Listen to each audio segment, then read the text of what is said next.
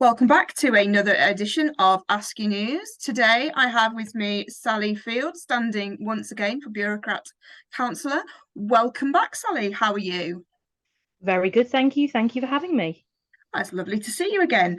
So, just as a quick one, for those people who don't know, just introduce yourself in your own words and tell us about who you are. So I'm Sally Fields. I've been the crack counsellor for a year and hoping to be it for another year. I started out working as a crat as far as I could, crawl basically. My mum's a soldier. She was a protection duty for the crats and, keeping crats out of trouble basically. And she taught me everything that I know. And but I didn't want to be a soldier. I definitely wanted to be a crat because I liked maps. Maps are my thing. I love a map. And so I went into maps. I spent my time in the sewers working on, making sure that they're up to spec. That's where I met Michael Shannon, who is a very good friend of mine. And then wanted to join the FEF because I think it's vitally important for the survival of the bunker that we get new resources, we make friends. And so now, yes, I split my time between bunker and FEF. Excellent, that's great. So thinking about your time as the FEF, your first term was eventful. So my question to you is, how are you going to use these experiences to better the ascendancy going forwards? Learned a lot. There's a lot of very, very hard decisions you make as a counsellor. They are, I've referred to it in my manifesto, there are terrible choices that you have to make. And having done it, I'm now prepared for the heartache and everything else that comes with making choices. And I think until you've actually done it, you don't ever realize just how on a nice edge sometimes everything in the bunker is. But there's also been some incredible victories while I've been a counsellor. So we've taken massive strides in defeating Hive. We've solidified our alliance with Fortitude. Not a formal alliance, of course, but a step in the right direction to working with Fortitude. And I want to build on these things. Excellent, thank you very much. So building on that, what are your priorities for the coming year? The coming year, we need to continue to move forward with wiping out Hive or ever pockets we find out. Although my main priority for the coming year has to be taking the fight to the network specialists. Now, these are people that they've infiltrated Fortitude and, of course, terrible devastation there. They're working outside the bunker for the most part, but they are wreaking havoc on our allies. They can disrupt our supply chains. They're attacking people. And I worry for our farmers that are out working the land if we don't, take down the network so that they can't start attacking them. I worry for our allies. I worry for our power sources. C7 wells are easily ambushed by the network, and I want to make sure that we're taking the fight to them so that all of our resources are safe so that we can continue as a strong bunker. Yes, those specialists are particularly well trained. I've come up against them myself, so I can relate to that worry. They are particularly annoying. So Yeah, going back to, sorry, carry on. I was going to say, having run up against them last surface mission, they were incredibly strong, incredibly fast. They had good weapons, and even when I tried to set a trap for them, they knew it was happening. And so, I was willing to put my life on the line to try and take some of them down. Now we managed to take a few of them down, but not the main body. And that's what I want to work on. Thank you. So building on that, sort of, you speak of fear a lot in your manifesto. I mean, fear of the specialist, I believe, was one of them, and fear of just general fear in general about our situation. So what are your plans to alleviate that fear for not only us as the FEF, but for the common people within the bunker as well, and the Ascendancy as a whole? So the bunker, very understandably, doesn't know what happens on the surface. I think there's something like 8% of the bunker ever goes to the surface, 10%, 12%, something in those figures. And they don't understand what's happening. They don't see the everyday of the network of Hive. They don't see what the FEF are facing. And then alternatively, the FEF, we get to go to the surface. We get to experience seeing the stars. There was a new FEF member that came with us last time, and he saw the stars for the first time and didn't know what they were. And we had to explain it to him. And so it's those different life experiences that separate those in the FEF and those in the bunker. And I want to stop that.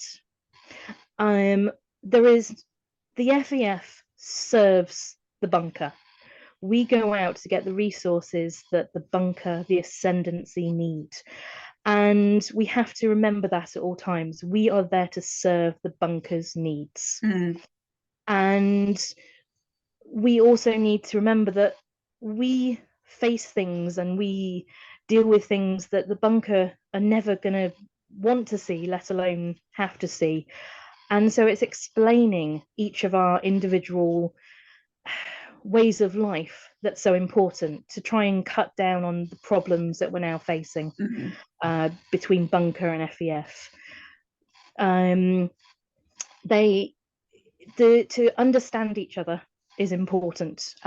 So I have offered to have a meeting with the strikers and a further meeting with Brother Phineas to explain various things about the FEF, about what we're doing, but also to try and get across that we are both on the same side. We just need to work forward together for the bunker and for the Ascendancy. Thank you. So thinking of working together and moving forwards, you mentioned Hope's End, that as a big change has happened there with them declaring their independence. So you mentioned about mediating with them. What do you plan? What are your plans for Hope's End and those people? So from everything that we can gather, Hope's End, this is a movement that the entirety of the population of Hope's End have asked for. Now, we have a problem because the mayor of Hope's End, Rory, former councillor Rory, Rory, hasn't attended a council meeting for a year, hasn't attended a council meeting for as long as I've been a councillor. Every time we have reached out to Mayor Rory, former councillor Rory, he's not taken our calls, he's not answered the questions. We've asked him what we can do, and there has been no response. And so that concerns me, that what is actually going on there? How can we help if we don't know what's going on there? And how can we negotiate? How can we mediate if we don't know what they need and how we both can work together? So the first step is, going in and seeing diplomatically, asking questions, and just seeing what is happening there. I've asked Ace and to see how much land Hope's End are talking about, and just how much space within the Ascendancy territory this is, and then we're going to move forward from there. I'm aware that Councillor Reyes is still providing help and security in the form of Wolfkin there, but we do know that's not going to be enough, and so it's what we need to do to Hope's End to make sure that they're not in danger as well. So it's basically working on what they need, what we need, and moving forward. So speaking of moving forward, one of the things that we're going to need to do is, trade negotiations. Mhm. And there are a couple of crats that I know that are raring to go to ensure that everyone's happy with the trade. But also, I've asked ACE to look into farming. What people coming up through the bunker, what teenagers that we have that are going through schools, what teenagers want to be farmers? Who wants to spend some time on the surface and learn farming? And so how we can get them out onto the surface, how we can support them so that we can have new farms within the Ascendancy territory, and support and expand our own growing as well. Absolutely, we've all got to plug up, but it's all about those new people coming in as well, and seeing what roles fit for them. So you mentioned in your friend manifesto again that you're not done dealing with the free people. So again, it's another surface matter. What are your plans for them? Tell us about what your thoughts on the free people are. So we've got a problem with the Children of Eden. Over to the side of Fortitude. We know that they're supporting the specialists, the network, and we know that they're ambushing our people. We know that they're ambushing Fortitude people. And I'm hoping to work with Rays and some of his tribal peoples so that we can together try and deal with that situation and resolve it, whether it's through mediation, education, or just finding out who is influencing the Children of Eden. I also am planning on going to talk to my good friend Slag over at the Heap. I think, well, quite frankly, I like the whiskey there, as you know. You can imagine. It helps. It does help.